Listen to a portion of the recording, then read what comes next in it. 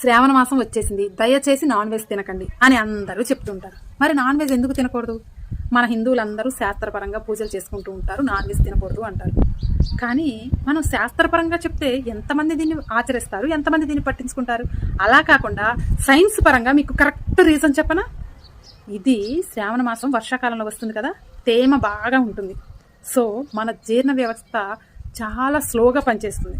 మనం ఈ non veg తినటం వల్ల అది అరాయించుకోలేక కడుపు నొప్పి, అజీర్తి, కడుపుబ్బరం, గ్యాసు ఇలాంటివి ఎన్నో పొట్టకు సంబంధించినటువంటి వ్యాధులు వస్తాయి. కాబట్టే మన పూర్వీకులు ఇది ఎప్పుడో ఆలోచించి ప్రతిదీ కూడా మన శాస్త్రం ప్రతి దాని వెనక సైన్స్ ఉంటుందండి, ఖచ్చితంగా ఉంటుంది.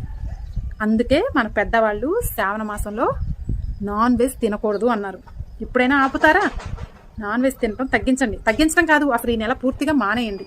నాన్ వెజ్ తినకపోవటం అనేది ఇంటికి ఒంటికి రెండిటికి మంచిది.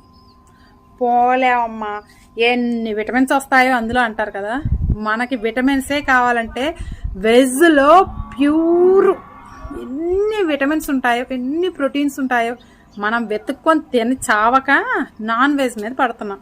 కొంచెం ఆలోచించండి.